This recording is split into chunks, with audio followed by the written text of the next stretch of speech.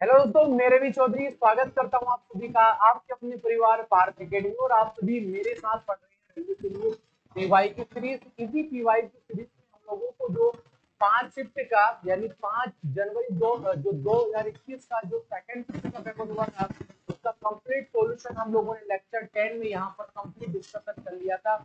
आज लेक्चर 11 की बारी है। तो 11 में हमारी जो 7 एकड़ और जो 21 का फर्स्ट शिफ्ट को हुआ था, ये सीबीटी 1 के लिए मैं आप सभी के लिए जो पढ़ा रहा हूँ। 6 के दिन जो हॉलीडे था तो रेलवे ने एग्जाम नहीं लिया था। तो ये 7वें दिन का जो पेपर हुआ था उसका कंप्लीट पेपर सॉल्यूशन हम लोग आज की क्लास में देखने वाले हैं। और यदि आप लोग हमारे साथ पहली बार जुड़े हैं तो प्लीज चैनल को लाइक सब्सक्राइब जरूर करिएगा। चलिएगा बिगर किसी देरी से मैं बढ़ूंगा आज की क्लास के पहले प्रश्नों के साथ पे। और आज की क्लास का जो पहला प्रश्न जो जो मुझे यहाँ पर देख रखा है, सवाल नंबर 1 जो है, हमें अक्षर थोड़े से बड़े लिखने पड़ेंगे क्योंकि हमारे एक विद्यार्थी को दरअसल वो छोटे नजर आ रहे हैं। तो देखेंगे, प्रयास करेंगे।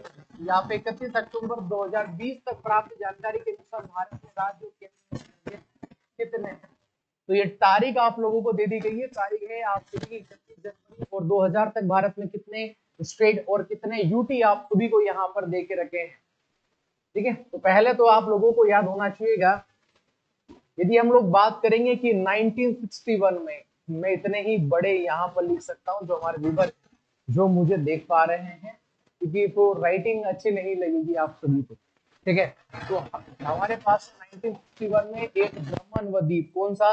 दमन व दीप हम लोगों को यहाँ पर देखने को मिलता है। आप सभी को यहाँ पर याद होना चाहिएगा। फिर इसके बाद में हमारे पास में 1962 में हमारे पास में पुद्दुचेरी, कौन सा? पुद्दुचेरी हम लोगों को एक यूटी देखने को मिलेगा। फिर इसके बाद में 1966 या आपका 1966 में हम लोगों को चंडीगढ़, कौन सा? चंडीगढ़ एक यूटी बनाया गया, यानी केंद्र शासित प्रदेश बना दिया गया। ये कब बनाया गया था? तो आप सभी जानेंगे कि 1966 में इसको बिल्डअप किया गया था। इसके बाद आप सभी जानेंगे कि आप सभी की 31 या अक्टूबर 2000 ये 2019 को यहाँ पर कि एक महत्वपूर्ण कार्य किया गया था और जम्मू और कश्मीर को आप सभी जानते हैं यूटी बना दिया गया था।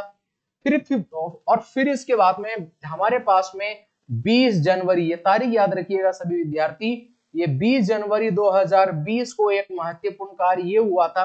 क्या हुआ था? 20 जनवरी और सन 2000 को एक महत्वपूर्ण घटना ये हुआ था कि हमारे पास में टोटल यूटी 9 हो गए थे। जवाब में हम लोगों ने क्या किया था? जो आपका दमन व दीप था, दमन व दीप, और आप सभी का दादर नगर हवेली, कौन सा? दादर नगर हवेली, दादर नगर हवेली था। ये जो दोनों आप लोगों के अलग अलग यूटी हमें देखने को मिले थे, इन दोनों को हम लोगों ने आपस में जोड़कर एक ही यूटी इन दोनों को काउंटेबल यहां पर किया। तो हमारे पास में 28 उस समय आपकी स्टेट हमें देखने को मिले थे और 8 हम लोगों को यूटी देखने को मिली थी। तो ये हम लोगों को जो देखने को मिला था। अब देखेंगे जो पुद्दुचेरी हमें देखने को मिलते, तो 3 भारतीय राज्यों में पुद्दुचेरी, पहले इसका नाम पांडिचेरी हुआ करता था फ्रांसीसी के द्वारा। फ्रांसीसी जो भारत में उसके दौर में आए थे, उन्होंने भारत में पुद्दुचेरी को बिल्डअप किया था। पहले इसका नाम पांडिचेरी था, लेकिन बाद में इसका नाम पुद्दुचेरी किया गया। इसका नाम परिवर्तन कब किया गया था? इसका नाम जो परिवर्तन किया गया था, जो इसका नाम जो परिवर्तन किया वो 2006 में किया गया। हमसे आप लोगों से सवाल पूछ लेगा कितने राज्यों में हमें पुद्दुचेरी के क्षेत्र देखने को मिलेंगे। तो वर्तमान भारत की यदि हम लोग बात करेंगे, 3 भारतीय राज्यों में इसके अलग अलग क्षेत्र देखने को मिलेंगे। जब हम लोग बात करेंगे आंध्र प्रदेश की, कहां पर बात करेंगे? आंध्र प्रदेश की बात करेंगे तो आंध्र प्रदेश में एक यमन क्षेत्र हमें देखने को मिलेगा। जब बात करेंगे हम लोग तमिलनाडु की, कहां पर बात करेंगे? तमिलनाडु की, तो हमें कराईकल, कौन सा? कराईकल क्षेत्र हम लोगों को यहाँ पर देखने को मिलेगा। और कराईकल के बाद जब हम लोग बात करेंगे केरल राज्य की, तो केरल में आप सभी जानेंगे हम लोगों को माहे, कौन सा? माहे। और पूरे इसका सबसे बड़ा जिला भी हम लोगों को यही देखने को मिलता है, नाम है इसका माहे। यानी पुद्दुचेरी का सबसे बड़ा जो जिला, जो डिस्ट्रिक्ट हमें देखने को मिलेगी वही माही देखने को मिलेगी। कितने भारतीय स्टेट में है ये? तो 3 में है, 3 भारतीय राज्यों में है, आंध्र प्रदेश में है, तमिलनाडु में है और कराईकल में हम लोगों को यहाँ पर देखने को मिलेगा। तो हम लोग ये बोल सकते हैं कि 28 और 8 केंद्र शासित प्रदेश और यूटी हम लोगों को देखने को मिले थे। ठीक है, तो ये 20 जनवरी को ही देखने को मिल चुके थे, लेकिन यहाँ पर तारीख आप सभी जानते हैं कि आप लोगों के लिए 31 अक्टूबर और सन 2000 को यहाँ पर तारीख दे के रखी थी। ठीक है, चलिएगा अब आगे बढ़ते हैं नेक्स्ट सवाल पर। और नेक्स्ट सवाल से पहले यदि चैनल को लाइक और सब्सक्राइब नहीं किया है तो कर दीजिएगा। ठीक है, चलिएगा आगे बढ़ेंगे। और नेक्स्ट क्वेश्चन हम लोगों को जो दे के रखा है, भारत सरकार द्वारा किस ग्रामीण आवास योजना को पुनः सृजित करने के लिए प्रधानमंत्री ग्रामीण रोजगार योजना का गठन किया गया था? तो आप सभी जानेंगे वो कौन सी योजना थी और वो योजना कब चलाई गई थी, जिसके लिए पीएम ग्रामीण या प्रधानमंत्री ग्रामीण आवास योजना का गठन किया गया था। ठीक है, तो प्रधानमंत्री जो ग्रामीण योजना प्रारंभ की गई थी, तो कितनी जनसंख्या के गांवों को प्रधानमंत्री आवास योजना की यानी 12 सड़कों को से जोड़ा गया था? तो यदि किसी गांव में 500 की जनसंख्या 500 से ज्यादा की जनसंख्या है तो उन समस्त गांवों को 12 सड़कों से इस योजना के माध्यम से पहली बात तो जोड़ा गया। उसके बाद में कौन सी योजना को आगे बढ़ाया गया? तो ये आपके इंदिरा गांधी आवास जो योजना थी, इसको यहाँ पर बढ़ावा दिया गया था, जिसमें जो नाम बदलकर प्रधानमंत्री ग्रामीण योजना का गठन का प्रावधान यहाँ पर किया। मैं मान के चलता हूं आप सभी को समझ में आ रहा होगा। और इसी के साथ बढ़ेंगे हम आज की क्लास के तीसरे प्रश्न पर। और आज की क्लास का तीसरा प्रश्न यह है कि भारत में कितने संगठन संयुक्त राष्ट्र के अंग है? 145, 156, 144 या ये क्या है भाई? नहीं, सवाल में ऐसे ऑप्शन नहीं है। भारत में कितने संयुक्त राष्ट्र संघ ये अंग है? तो टोटल हम लोगों को यहाँ पर केवल 26 देखने को मिलेंगे, इतने सारे नहीं है। ये नहीं है, ये ऑप्शन नहीं है। हमारी टीम के मेंबर ने ये गलत ऑप्शन डाल दिए हैं। केवल 26 हमें देखने को मिलेंगे। 26 आप फैक्ट के रूप में याद कर सकते हैं। चलिएगा सवाल नंबर 4 की ओर बढ़ेंगे। और सवाल नंबर 4 देख रखा है, कंप्यूटर पर रिमोट लॉगिन की सुविधा कौन प्रदान करता है? तो ये टोलनेट करता है। कौन प्रदान करता है? तो टेलनेट यहाँ पर करता है। ऑप्शन नंबर डी जो होगा वो हमारे सवाल का बिल्कुल राइट आंसर यहाँ पर देखने को मिलेगा। चलिएगा आगे बढ़ते हैं। और आगे बढ़ने के बाद में जो सवाल नंबर 5 की तरफ चलेंगे, 2018 में जकार्ता में या आपके एशियन खेलों में किस देश ने मतलब जो प्रथम स्थान प्राप्त किया था? ऑस्ट्रेलिया ने, जापान ने, चीन ने, या आप सभी जानेंगे जब 2018 में यदि जो आप लोगों के एशियन गेम्स हुए थे तो इनका आयोजन कहां पर किया गया था? तो आप सभी जानेंगे कि इनका आयोजन जकार्ता में। और जकार्ता किसकी कैपिटल हुआ करती थी? तो आप सभी जानेंगे आपके इंडोनेशिया में या आपके इंडोनेशिया में इनका या पहली बात तो यहाँ पर आयोजन किया गया था। सवाल पूछा है कि पहले स्थान पर कौन रहा? तो पहले स्थान पर कौन रहा था? आप सभी जानेंगे हर बार की तरह चीन रहा था यहाँ पर। तो चीन हमारे सवाल का बिल्कुल राइट आंसर देखने को मिलेगा। बात करेंगे कि इनकी स्थापना, इन खेलों की स्थापना कब देखने को मिली थी? तो इन खेलों की स्थापना 1951 में हुई थी। सवाल पूछेगा भारत में कब कब इनका आयोजन हुआ था? भारत में इनका आयोजन कब कब हमें यहाँ पर देखने को मिलता है? तो आप सभी जानेंगे कि भारत में इनका आयोजन कब हुआ था। तो भारत में 1951 में जब स्टार्टिंग हुए तब हुए थे यहाँ पर। इसके बाद 1982 में इनका आयोजन हम लोगों को मुख्यतः भारत में देखने को मिला। उसके बाद हमें इनका आयोजन नहीं देखने को मिला। जब हम लोग बात करेंगे 2022 में ये कहां पर खेले गए थे? तो होंगजाहू प्रांत, चाइना का एक प्रांत पड़ता है, इसका नाम है होंगजाहू प्रांत, ये चीन का है। यहाँ पर आयोजन हुआ। और 2026 में इनको डिक्लेयर कर दिया गया है कि 2026 में ये गेम्स कहां पर होंगे? तो 2026 में इन सभी का आयोजन नगोया, कहां पर होगा? नगोया होगा। और नगोया में कहां पर होगा दोस्तों? जापान। नगोया में, जापान में इनका आयोजन हमें देखने को मिलेगा। हमारे सवाल का बिल्कुल राइट आंसर यहाँ पर हमें क्या देखने को मिलेगा? चीन देखने को मिलेगा। ठीक है, एक हम लोगों को यहाँ पर ऑप्शन या आप लोगों का ऑस्ट्रेलिया देख के रखा है। तो ऑस्ट्रेलिया के बारे में हम लोग हर बार एक बात पढ़ते हैं कि हमारे पास में, आप सभी जानेंगे कि आप सभी के 1930 में हमारे पास में राष्ट्रमंडल खेल प्रारंभ हुए थे। कब हुए थे? राष्ट्रमंडल खेलों का यहाँ पर पहली बार तो आयोजन हुआ। और जब राष्ट्रमंडल खेलों का आयोजन हुआ, भारत में अंतिम बार राष्ट्रमंडल खेल हमें 2010 के दौर में देखने को मिले थे। ये हमें प्यारे भारत में यहाँ पर देखने को मिले थे। लेकिन मैंने यहाँ पर ऑस्ट्रेलिया को क्यों लिया, क्योंकि ऑस्ट्रेलिया में ही सबसे ज्यादा बार यानी 5 बार ये आपके ऑस्ट्रेलिया में आपके राष्ट्रमंडल खेल कॉमनवेल्थ गेम्स यहाँ पर हो चुके हैं। तो आपसे पूछेगा सबसे ज्यादा कॉमनवेल्थ गेम्स किस शहर में आयोजित हो चुके हैं, तो आपके ऑस्ट्रेलिया में आयोजित यहाँ पर हो चुके हैं, यानी किसी देश में आयोजित हुए हैं तो आपके ऑस्ट्रेलिया में सबसे ज्यादा बार इन्हीं खेलों का आयोजन होता हुआ हम लोगों को यहाँ पर देखने को मिलेगा। चलिएगा आगे बढ़ेंगे, और आगे बढ़ने के बाद यहाँ पर तो हम लोग पहुंच गए, चीन पर पहुंच गए। सवाल नंबर 6 की तरफ बढ़ेंगे, और सवाल नंबर 6 जो हमें देखने को मिलेगा, इनमें से कुछ और को गांधी इरविन समझौता के रूप में स्वीकार किया गया था। मैं आप सभी से पुनः माफी चाहूंगा। ये जो सवाल था क्वेश्चन नंबर जो 6 हम लोगों को यहाँ पर देखने को मिलेगा, त्रिचरण नाभिकीय जो संयंत्र की स्थापना किसके माध्यम से यहाँ पर की गई थी, ये क्वेश्चन था। ये ऊपर वाला क्वेश्चन नहीं था, शायद गलत टाइपिंग हो गया है। तो नाभिकीय जो त्रिचरण नाभिकीय संयंत्र की स्थापना किया गया था वो किसके द्वारा किया गया था, इसका right answer doctor Homi Jahangir Bhabha. किसके द्वारा, डॉक्टर होमी भाभा के द्वारा इसकी स्थापना हम लोगों को यहाँ पर देखने को मिलती है। ये आप सभी को याद होना चाहिएगा। सवाल पूछेगा कि परमाणु ऊर्जा आपके आयोग की स्थापना कब हुआ था, तो आपके आयोग की स्थापना 1948 में देखने को मिला। फिर सवाल पूछ लेगा कि परमाणु ऊर्जा विभाग की स्थापना कब हुआ, तो 1954 में हमें देखने को मिला। ठीक है, इसके बाद यहां पर आप सभी के लिए भारतीय अंतरिक्ष जो समिति की स्थापना कब देखने को मिला था, तो समिति की स्थापना सबसे पहले 1962 में हमें देखने को मिला था।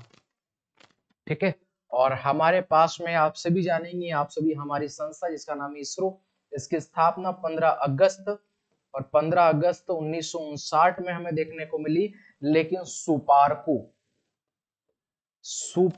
अब ये सुपारको क्या है, तो जो पाकिस्तान की एजेंसी है उसका नाम हमें सुपारको देखने को मिला था। तो 1958 में ही सुपारको की स्थापना हो चुकी थी, यानी हमारे इसरो की स्थापना हुई थी उससे कितने साल पहले। आप देखिए, अगर यहाँ से मैंने 10-11 साल पहले इसकी स्थापना हो चुकी, आज कहां पर है सुपारको और आज हम कहां पर है। ठीक है, तो अंतर है। हमें के कस्तूरी रंजन साहब देखने को मिलेंगे, और के कस्तूरी रंजन समिति की सिफारिश पर हम लोग क्या लेकर आए थे, जो नवीनतम भारत में जो शिक्षा प्रणाली जो हम लोग लेकर आए थे वो यही लेकर आए थे इसका। और इसकी जो सिफारिश जो किसके माध्यम से मॉडल बनाया था, के कस्तूरी रंजन के नाम पर जो बनवा गया था। आप सभी जानेंगे एपीजे अब्दुल कलाम के बारे में, मिसाइल मैन के बारे में तो आप सभी जानेंगे, आप इनके बारे में जानते हैं। जो हम लोगों ने सेकेंड टाइम जो परमाणु का परीक्षण किया था 1998 में, उस समय देश के राष्ट्रपति ये हुआ करते थे। जो 1998 का दौर था, विजय शक्ति जो हम लोगों ने इसका कोडवर्ड नाम दिया था।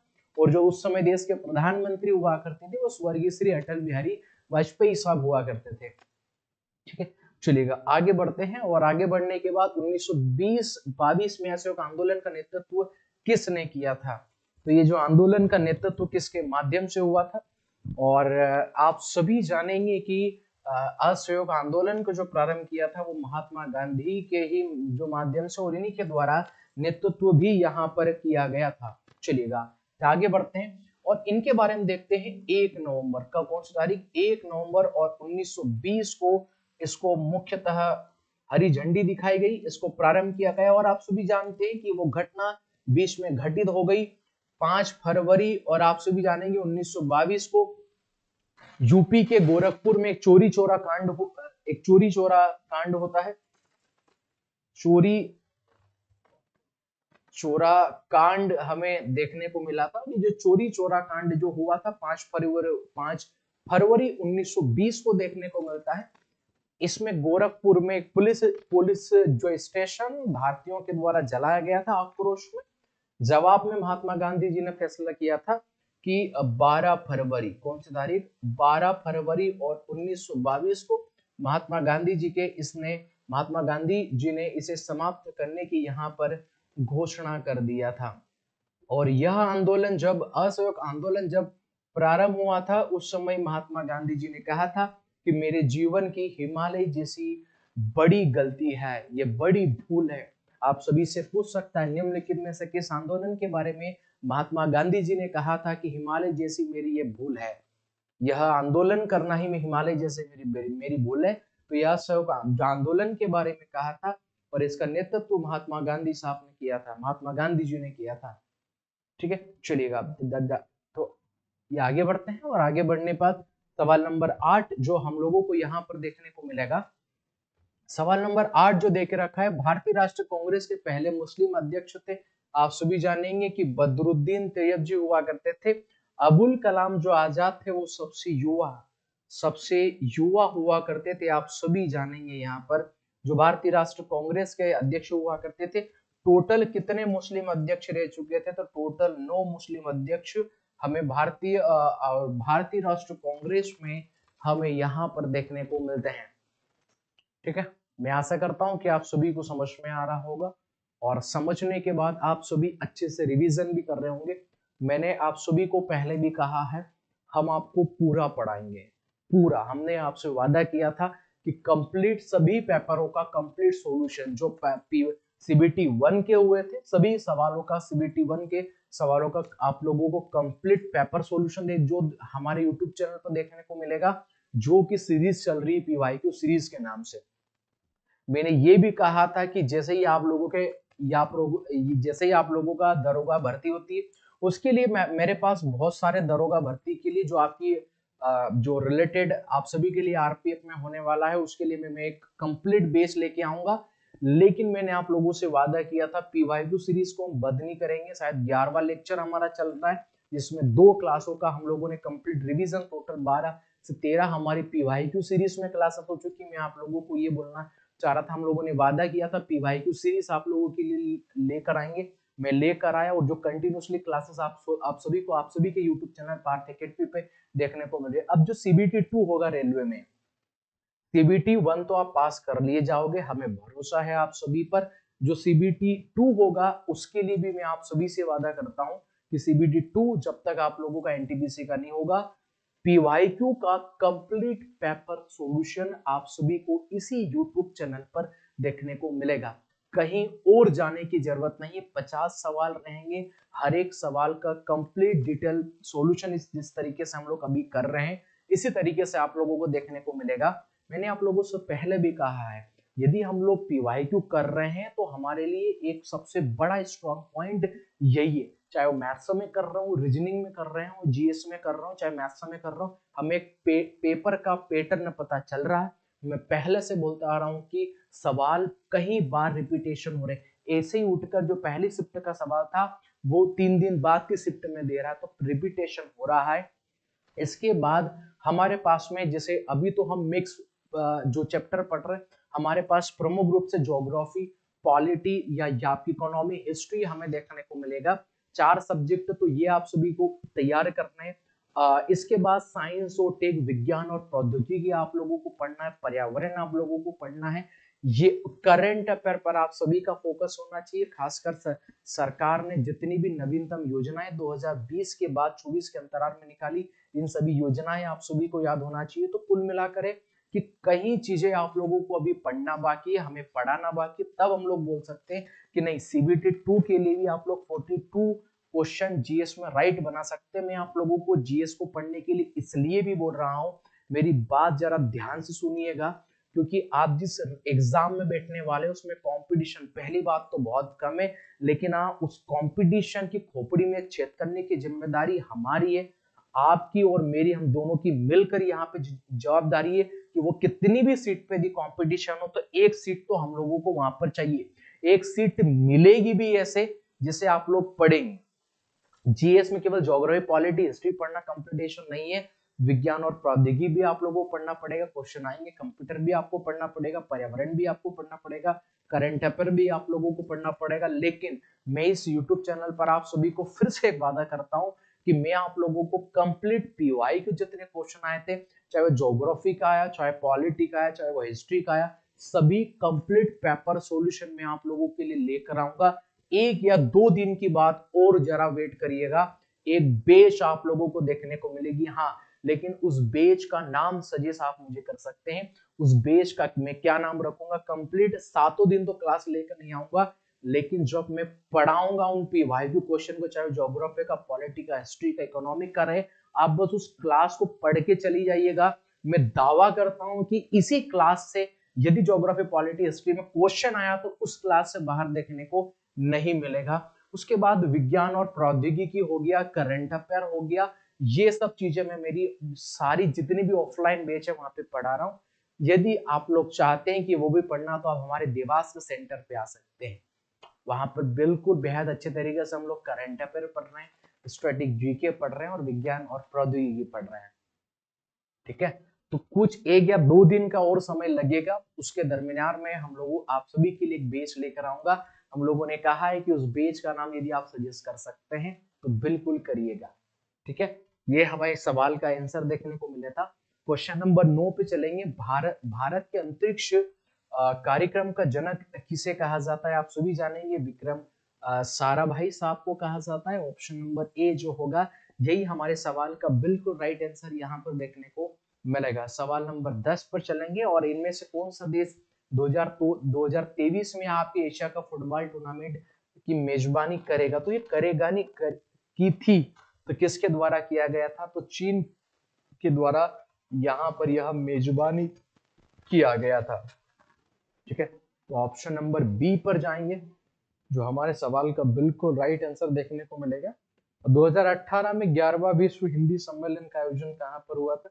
ये बात हो रही है 2018 की, और 2018 में आप सभी जानते हैं कि इसका आयोजन हमें मॉरिशस कहां पर देखने को मिलेगा? मॉरिशस में हमें इसका देखने को मिला था। चलिएगा, सवाल नंबर 12 की तरफ चढ़ेंगे, और हमें देखने को मिलेगा 2020 में मानव विकास सूचकांक रिपोर्ट के अनुसार दुनिया कौन सा देश पहले स्थान पर है? आप सभी जानते हैं, हर बार की तरह नॉर्वे, हर बार नॉर्वे ही रहता है। ठीक है, अब कमेंट बॉक्स में यदि आप वो कर सकते हैं कि 2024 मानव विकास सूचकांक में भी नॉर्वे होगा, लेकिन भारत का यदि कौन सा स्थान है, अगर ये कमेंट कर देंगे तो हमें बेहद अच्छा लगेगा। ठीक है, चलिएगा, सवाल नंबर 13 पर बढ़ेंगे, और भारत में हमने पहले परमाणु बम का परीक्षण कब किया था? तो यहाँ पर हमें पूछा है कि पहले परमाणु बम का परीक्षण कब किया गया था। उस समय प्रधानमंत्री कौन हुआ करते थे? श्रीमती इंदिरा गांधी जी हुआ करती थी। और इंदिरा गांधी जी के समय काल हम लोगों ने 1974, वो तारीख थी 18 मई, डेट हमें यहाँ पर लिखना पड़ेगा कि 18 मई, 18 मई, और 1974 में हम लोगों ने हमारा पहला परमाणु परीक्षण यहाँ पर कर लिया था, पहला जो परमाणु परीक्षण। इसके बाद हम लोगों ने 11 मई वो आप लोगों के लिए 13 मई, और 1998 यानी आप लोगों के 1998 में दूसरी बार हम सब ने परमाणु जो ये परीक्षण किया था। जो इसमें पहले में हमने जो कोडवर्ड रखा था वो इस्माइल बुद्धा रखा था। क्या रखा था? इस्माइल बुद्धा रखा था, और इसमें हम लोगों ने विजयी शक्ति यहाँ पर कोडवर्ड रखा था। जैसे हम लोग बात करते हैं कि विश्व में भी कई प्रकार के देशों ने परमाणु का परीक्षण किया। सबसे पहले यूएसए की बात करते हैं, तो यूएसए ने कब किया? तो यूएसए ने 1945 में इसका परीक्षण किया। क्या चीन ने किया? बिल्कुल चीन ने भी किया। 1964 में चीन ने भी किया। क्या रूस ने किया था? बिल्कुल रूस ने भी इसे 1949 में इसका परीक्षण कर लिया था। हमारा मित्र पाकिस्तान ने कितना किया था? तो पाकिस्तान में आप सभी जानेंगे कि पाकिस्तान ने भी 1998 में ही किया था। और हमारे जब हम लोगों ने जो परमाणु परीक्षण किया था, इसके 1 या 2 दिन के बाद पाकिस्तान ने भी यहाँ पे परमाणु जो परीक्षण कर लिया था। ठीक है, तो ये वो विश्व के जो देश है, प्रमुख रूप से आपसे पूछ सकता है। यूएसए ने सबसे पहले किया, चीन ने, रूस ने, और भारत ने तो कर लिया था 1974 में। चलो आगे बढ़ेंगे, और आगे बढ़ने के बाद भारत में राष्ट्रीय पंचायती राज कब स्वीकार किया गया था? 24 अप्रैल। कब स्वीकार किया गया था? 24 अप्रैल। और सबसे पहले हर वर्ष या हर बार हम लोग जो राष्ट्रीय पंचायती दिवस मनाते हैं वो 24 अप्रैल को इसीलिए मनाते हैं क्योंकि हमने स्वीकारता दी थी। और किस राज्य ने सबसे पहले स्वीकारा था? तो हमारे प्यारे मध्य प्रदेश में। यही मध्य प्रदेश जिसे सुख का दाता और सबका साथी कहा जाता है, सुख का दाता सबका साथी। चलिएगा सवाल नंबर 15 पर जाएंगे। और दो सवाल नंबर 15 जो हमें देखने को मिलेगा, भारत सरकार की निम्नलिखित में से कौन सी व्यवस्था भारत के प्रत्यक्ष विदेशी निवेश एफडीआई को आकर्षित करने के लिए नहीं है? भारत सरकार के या आपके एफडीआई प्रस्ताव के अनुमोदन तंत्र को सरल बनाया है, या आपके एफडीआई के प्रस्तावों को आवेदन प्राप्त करने के लिए 10 दिनों के भीतर स्वीकृति दी जाती है। भारत सरकार ने घोषणा की या आपके उद्यमिता पाठ्यक्रम का प्रबंधन राज्य सरकार द्वारा किया जाएगा। यही जो है, यही हमें यहाँ पर इस सवाल का राइट आंसर देखने को मिलेगा। ऑप्शन नंबर सी पर जाएंगे। सवाल नंबर 16 हम लोगों को देके रखा, भारत में किस योजना के दौरान भारत में मिश्रित अर्थव्यवस्था का जो विकल्प आया था? तो हमें 1951 से लगाकर तो हमें 1956 तक फर्स्ट 5 ईयर प्लान देखने को मिला था। इसमें जो सेकंड 5 ईयर प्लान था जो 1956 से लगाकर तो 1961 तक जो हमें 5 ईयर प्लान देखने को मिला था। इसी 5 ईयर प्लान में आप सभी जानेंगे कि जो 1957 में जो हुआ था, इसी में हम लोगों ने मिक्स्ड इकोनॉमी को भी एक्सेप्टेबल किया था। मिक्स्ड अर्थव्यवस्था को हम लोगों ने यहाँ पर स्वीकार किया था। ये भी आप लोगों को यहाँ पर याद होना चाहिएगा। इसके बाद हम लोग देखेंगे कि 1961 से लगाकर तो 1966 तक हमारे पास तीसरी पंचवर्षीय योजना देखने को मिलेगी। इसके बाद आप सभी जानेंगे 1966 से लगाकर तो 1969 के बीच में ये जो दौर था, इसमें हम लोगों को यहाँ पर आप लोगों का अवकाश, हमें शून्य अवकाश, कौन सा शून्य अवकाश हम लोगों को यहाँ पर देखने को मिलता है। इसके बाद फिर 1969 से लगाकर तो 1974 तक हमें चौथी पंचवर्षीय योजना देखने को मिलेगी। और 1974 से लगाकर तो 1978 तक जब जनता पार्टी की सरकार आ गई थी, तो जनता पार्टी की सरकार ने इसे 1 साल का कम कर दिया। इसके बाद में हमारे पास में आप सभी जानेंगे 1978 से लगाकर तो आप सभी के लिए 80 तक यहाँ पर हमारे पास में रोलिंग प्लान आए, जिसे हम लोग आवर्ती समयकाल भी कहते हैं। ये हमें 2 साल तक देखने को मिले। 1900 आप सभी के 80 से लगाकर जो 85 तक हम लोगों को छठी पंचवर्षीय योजना, और आप सभी के लिए 1985 से लगाकर तो 90 तक हमें 7वीं पंचवर्षीय योजना यहाँ पर देखने को मिली। और इस 7वीं पंचवर्षीय योजना के बाद 1990 से लगाकर तो 92 के बीच में फिर हमारे पास में अवकाश देखने को मिले। यही हम लोग आप लोगों के लिए एलपीजी मॉडल लेकर आए थे। एलपीजी लिबरलाइजेशन, प्राइवेटाइजेशन और ग्लोबलाइजेशन का मौका दिया। पहली बार यहाँ पर हम लोगों ने चीजों के निर्यात करने पर फोकस किया, आयात करने पर फोकस नहीं किया। भारत में उदारीकरण का जनक भी हम डॉक्टर मनमोहन साहब को बोल सकते हैं। उस समय देश के जो प्रधानमंत्री थे वो पीवी नरसिम्हा राव थे, जो दक्षिण भारत के पहले राष्ट्रपति भी चुने गए थे। इसके बाद आप सभी जानेंगे 1992 से लगाकर तो यहाँ पर 97 तक, और 1997 से लगाकर तो 2002 तक हमें 7वीं थी या 8वीं और ये 9वीं। फिर जानेंगे कि आप लोगों के लिए 2002 से लगाकर तो 2007 तक हमारे पास में ये 10वीं पंचवर्षीय योजना, और इसके बाद में 2007 से लगाकर तो 2012 तक हमारे पास में 11वीं पंचवर्षीय योजना, और 2012 से लगाकर तो 2017 तक 12वीं पंचवर्षीय योजना हमें देखने को मिली। हमारे सवाल का राइट आंसर मिलेगा ऑप्शन नंबर बी पर हम लोग जाएंगे। चलिएगा अगला सवाल जो हमें देखने को मिलेगा, श्वसन तंत्र में संबंधित प्रदूषण के कारण होता है। अब आप सभी जानते हैं, ये तो याद होगा, वायु प्रदूषण के ही कारण होता है। अगला सवाल पर बढ़ेंगे, और अगला सवाल, खाद्य श्रृंखला में तीसरे पोषी स्तर में निम्नलिखित में किसमें शामिल किया गया है? तो द्वितीय उपभोक्ता को हमेशा के लिए शामिल किया जाता है। ठीक है, द्वितीय उपभोक्ता को यहाँ पर हर बार शामिल किया जाता है। सवाल नंबर 19 जो हमें देखने को मिलेगा, कौन सा शहर स्वर्णिम चतुर्भुज योजना नेटवर्क का हिस्सा नहीं है? तो कौन सा शहर नहीं है? ठीक है, तो हम लोगों को आप सभी का दिल्ली यहाँ पर देखने को मिलेगा, और दिल्ली के बाद सीधा हम लोग आएंगे मुंबई पर। मुंबई बिल्कुल हमें देखने को मिलेगा, और मुंबई के बाद आप सभी जाएंगे चेन्नई। चेन्नई हम लोगों को यहाँ पर देखने को मिलेगा, और चेन्नई के बाद आप सभी जाएंगे कोलकाता। कौन से जाएंगे? कोलकाता में हम लोगों को यहाँ पर देखने को मिलेगा। ये 4 देखने को मिलेंगे, लेकिन क्या हैदराबाद देखने को मिलेगा? तो नहीं देखने को मिलेगा।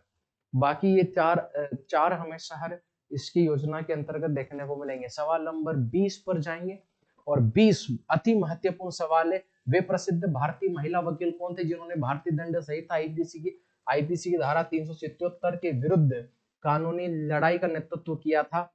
तो वो कौन हुआ करते थे?